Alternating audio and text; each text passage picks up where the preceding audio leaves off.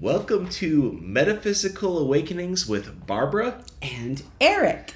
Today's topic is attachments are energy suckers. Gosh.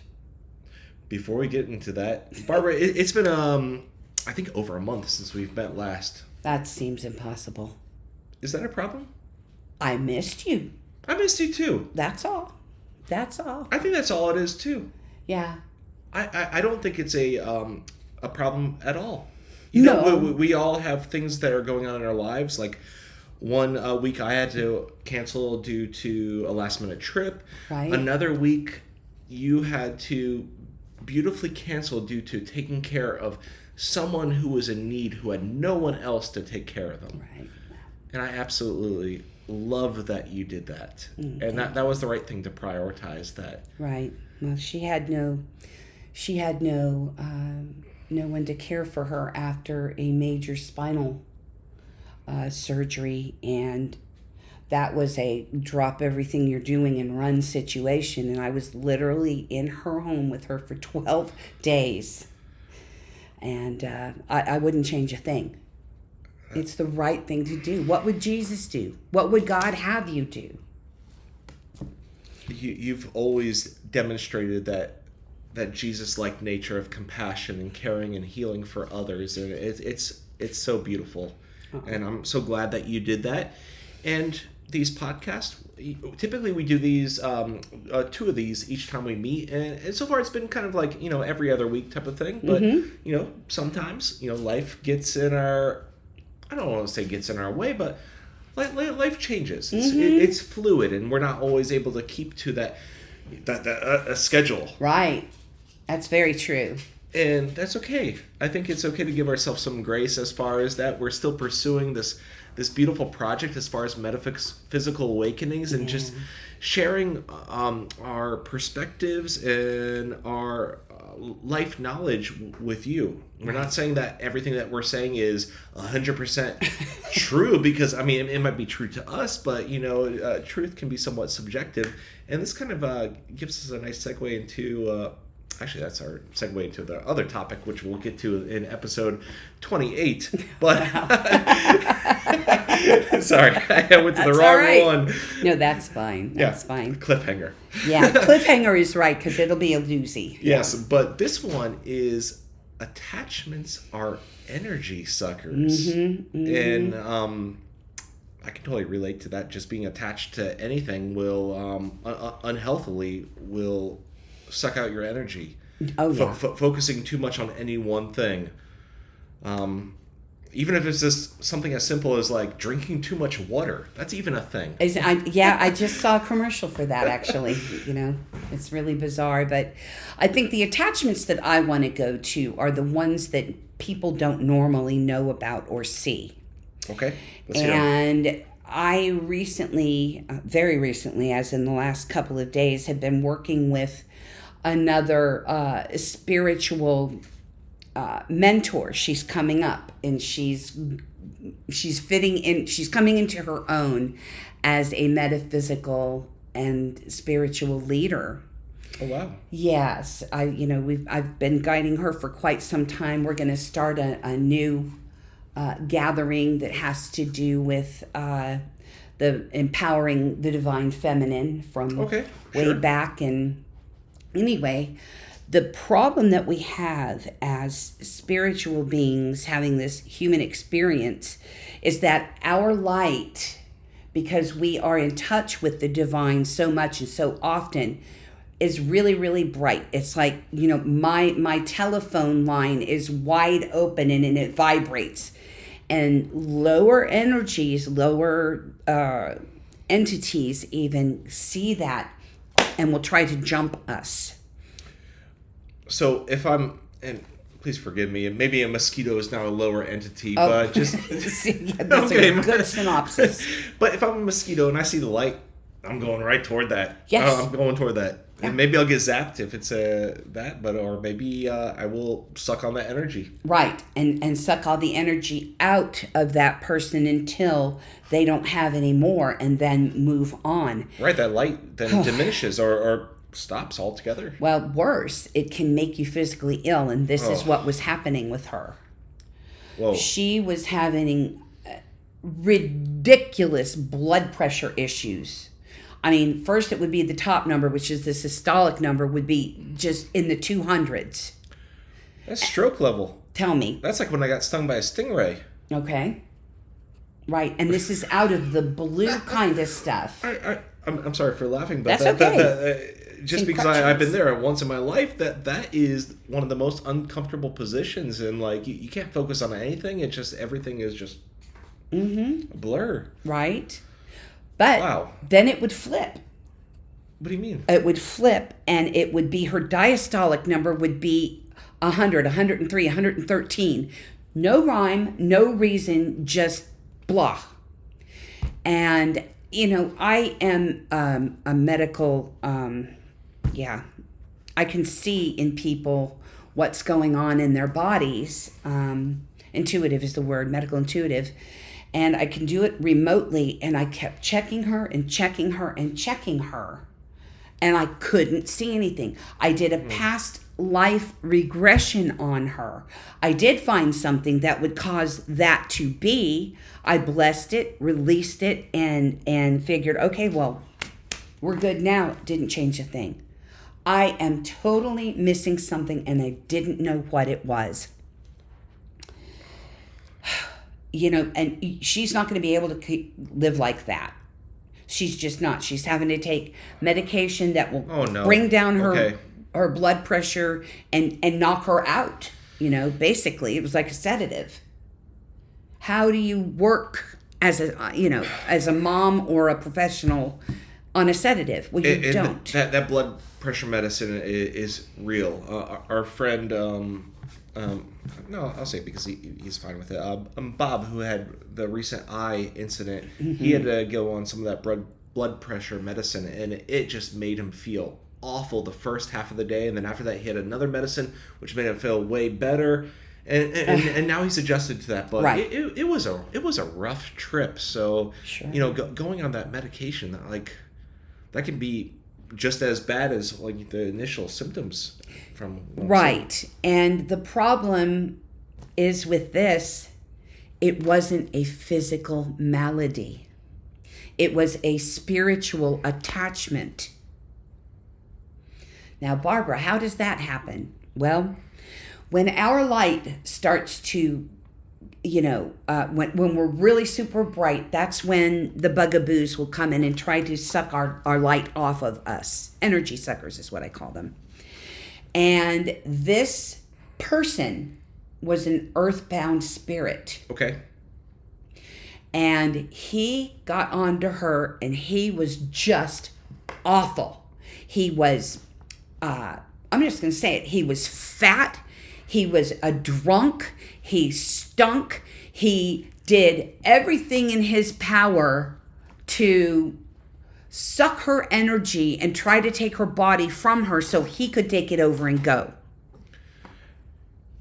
I have so many questions about that. I mean, I'll just start with how did she know? How did she know that something was wrong? Her blood pressure. That's what told it. Her blood pressure. Yes. And just feeling kind of ugh. How did you realize that that's what the attachment was?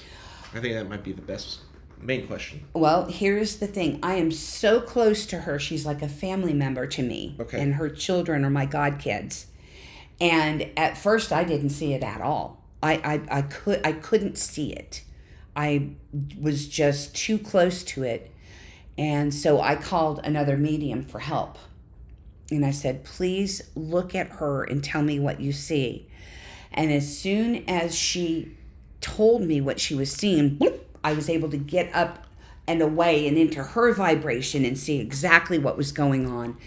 And it was awful, just gross. That is so mature of you to recognize that you maybe by yourself were not able to perceive what the situation was and reach out to someone else who could help with that. Absolutely. A lot of times as humans we can be stubborn as far as feeling like we know the best, especially if we have certain gifts and want to try to be the best, but that's such a a humble thing that you did to help your friend to reach out to someone else to give you another perspective of that.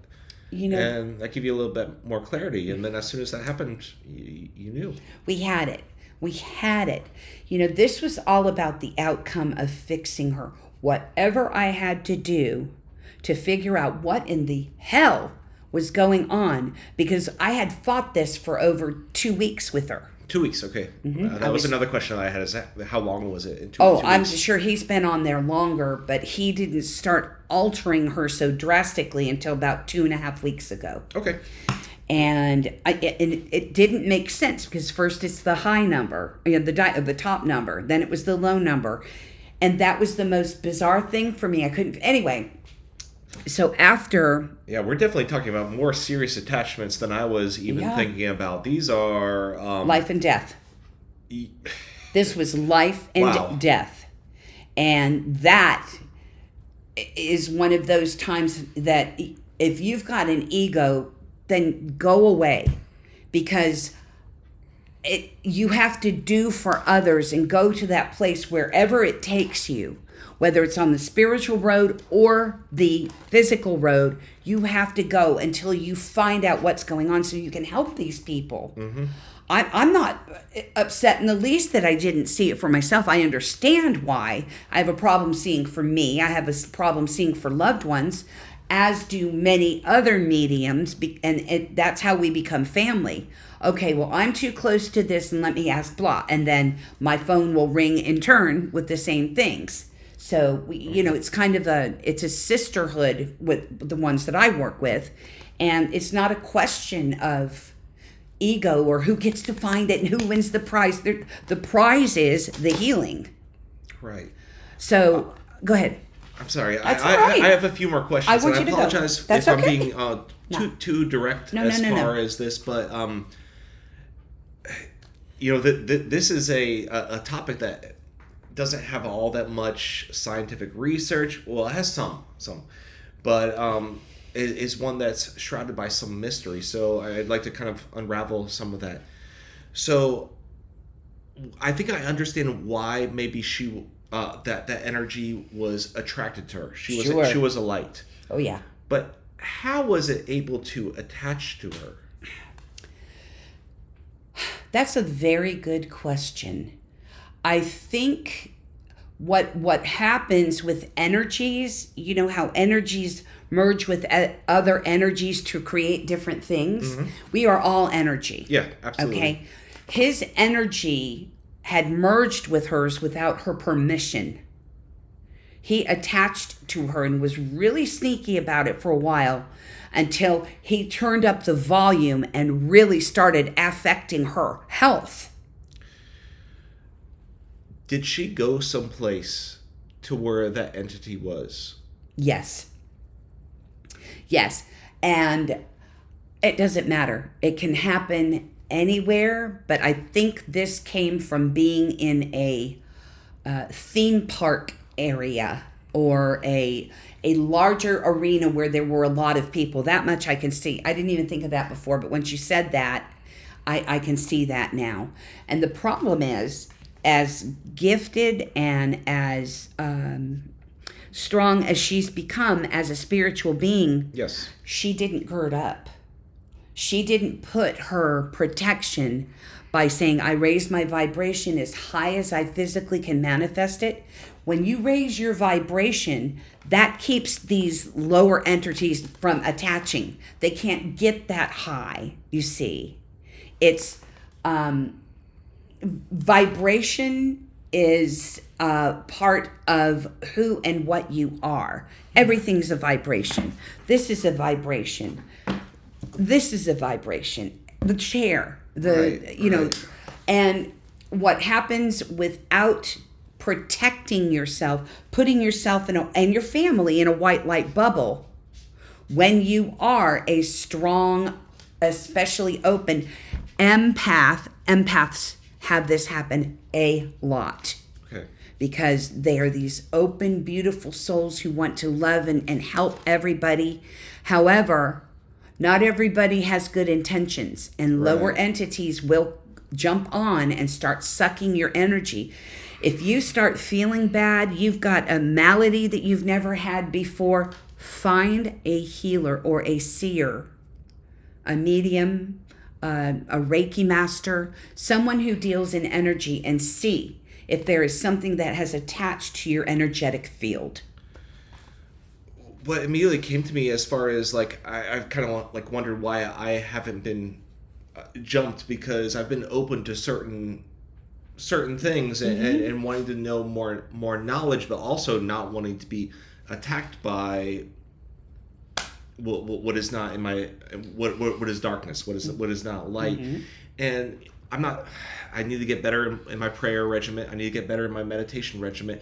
But I think a part of it, and what you said, was the vibration. As a musician, a lot of times whenever I'm feeling maybe a little bit down or a little bit sad, I'll go to the piano and I'll just start playing. There it is. And that vibrational energy just raises everything up. And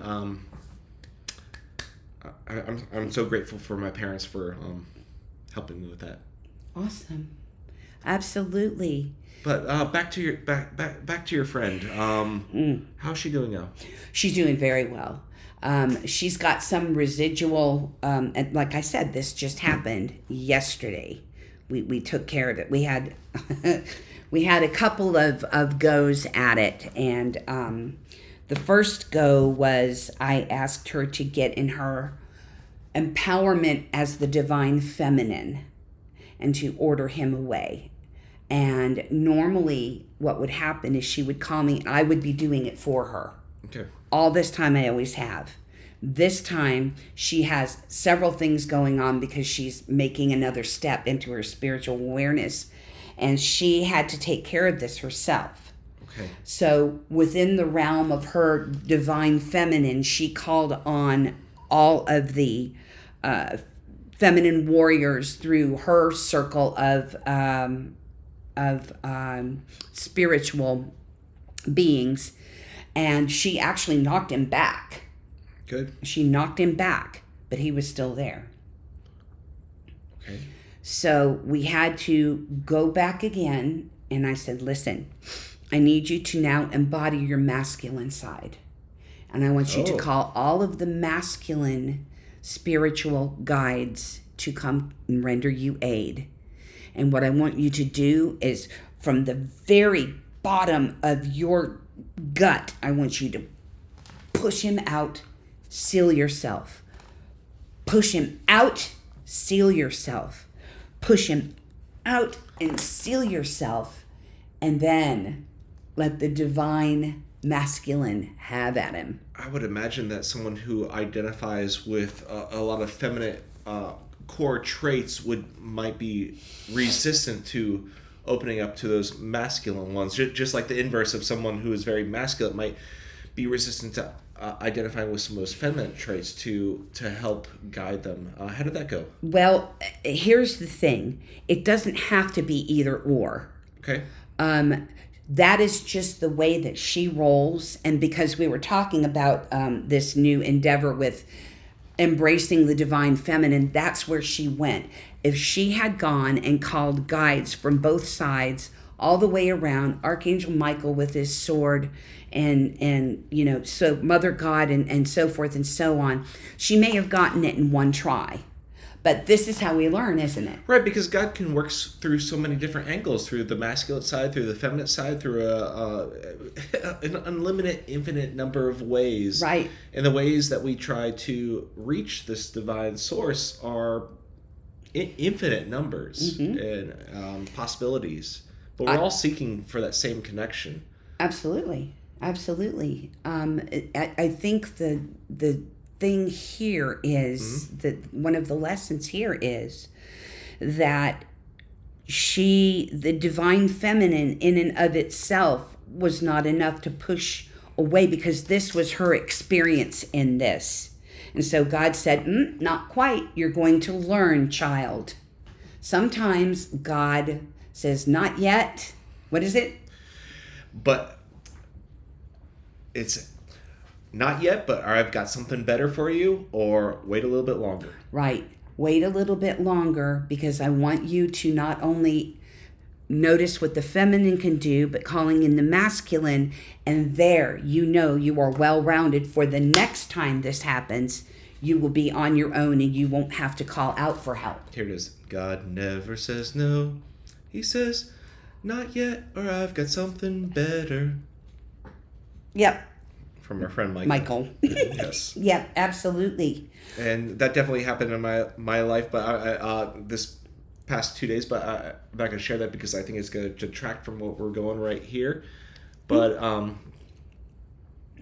okay, I'll share it real quick. Well, yeah, not necessarily. I'm good with where we are. I'll just tie this up and say, this for her, as in everybody in life, we take steps on our journey. This was a big step for her to bring in the awareness. She doesn't need Mama Bear anymore.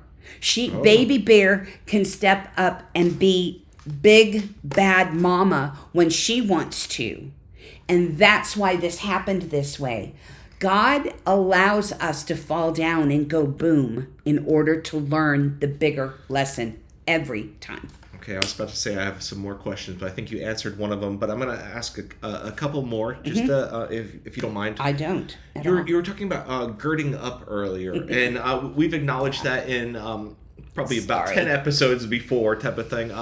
And girding up is a type of protection, right? Yes. And can you explain for our audience a little bit what that entails? Yeah, I should have done that.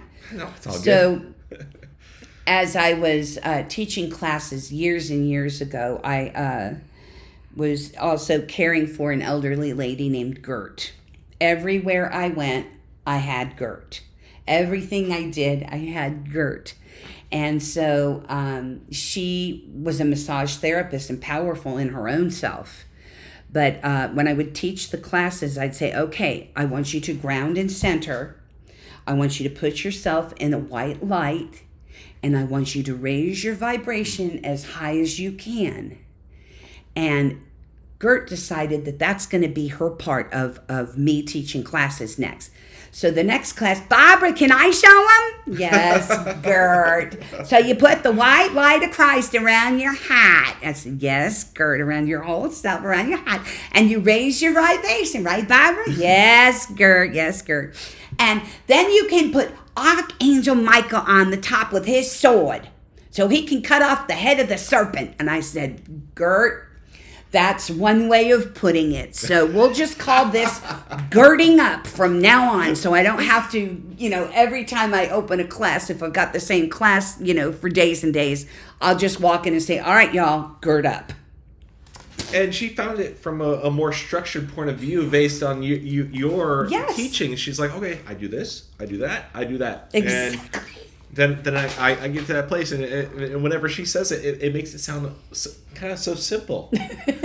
It actually is kind of simple. I mean, you just, it's what you intend for you to go through. You speak it into action.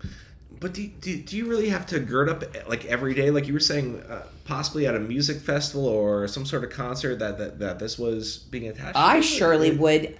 People who are empaths, people who are, the different people with the energy structures as spiritual beings and all of these other very high vibrating spiritual beings, it's impossible to not gird up because you're going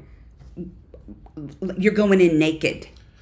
You're going in naked if you don't protect yourself. Got it. So those who are more empaths or more subjected to other energies attacking to them need to take a little bit more precaution. Just like my girlfriend, bless her heart, she's been wanting me to wear more sunblock because I have more of a propensity to develop bad things with my skin. So in that case, I need to put more sunblock on than maybe some other people might be. That's a good scenario. I don't think that's the best analogy. I like it though. Okay. Yeah, well, that's great. Simplistic one, but no. That and that's why we're doing what we're doing. I think it's just kind of like recognizing where you are, and we're all different on this spiritual path. We're all spiritual beings living in this human existence, and our human existence takes it manifests in multiple different ways, and we each have our own challenges as we're navigating through this high density earth plane right here, which is quite challenging and understanding. But please know that others are going through the same things, and others are willing to hear you and help you and listen to you. And the best thing you can do is just, reach out, not only to others, but, reach out to our Heavenly Father. Oh, absolutely. Who's always there. Yep. Everything I do in my life, I do for God. Mm-hmm. The best day of my life was when I pulled my car over, and I physically did this so that it would stick in my brain. And I said, okay, God, you drive. Now, obviously, I still had to drive the car, but I said, God, I relinquish, I let go. Everything that I have done for A, B, C, D, and E, all the way to Z, has just failed. I've been whacked with the divine 2x4 more times than I want to know. And I just let go. What does that carry under? Jesus, take the wheel. Yeah. Take it from my hands. And so that's truly what we should do. And I'm shooting on you. And I don't like to shoot on people, but that's a big one. Let God drive the bus. And by you bringing up Jesus, I really want to say it right now, but I think I'm going to wait for the next episode because I think it more aligns with that and what the second coming of Jesus might mean. Wow. Kind of big and kind of off topic for right here, but I figure we're kind of wrapping up here. Yeah.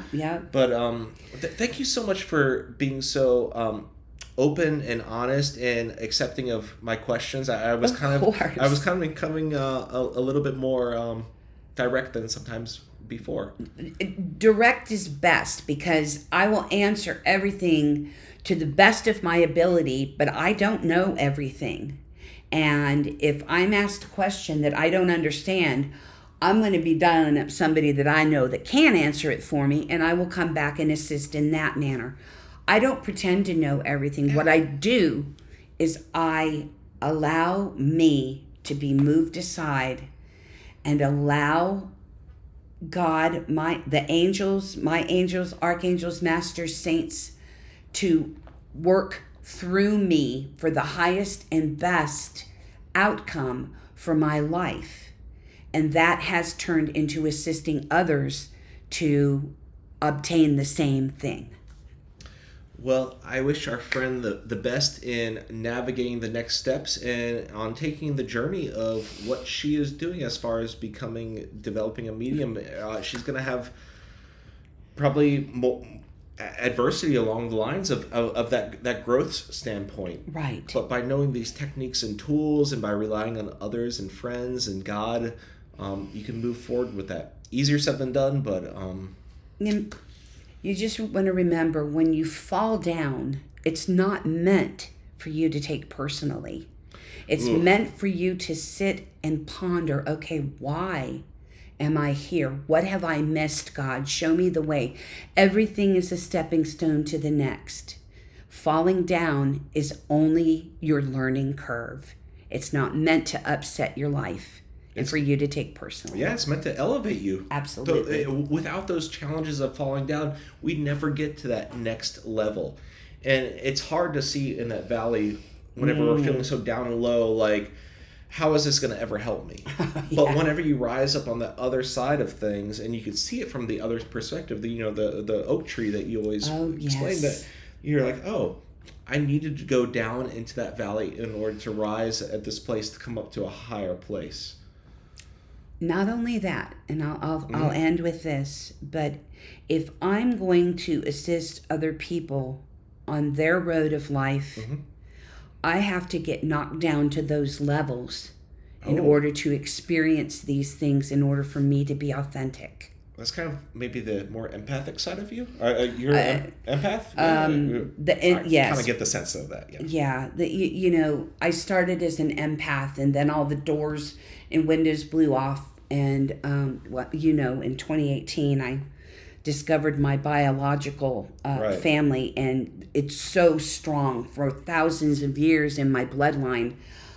that was, secretly when I pulled the car over and told God to drive, because I knew that this was way bigger than me or anything I could possibly think of for my life.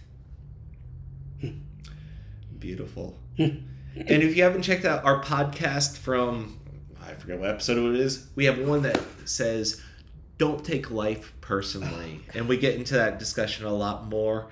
So once again, we so much appreciate you for spending this time with us here today. Please comment anything that you like. We'll do our best to respond. And let's go and finish up with the prayer for protection, because that's one of the best ways of girding up. Yes, sir.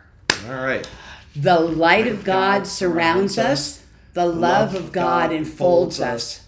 The power of God protects us. The presence of God watches over us. Wherever we are, God is, and all is well. Amen. We'll see you for the next episode. Take care. Bye.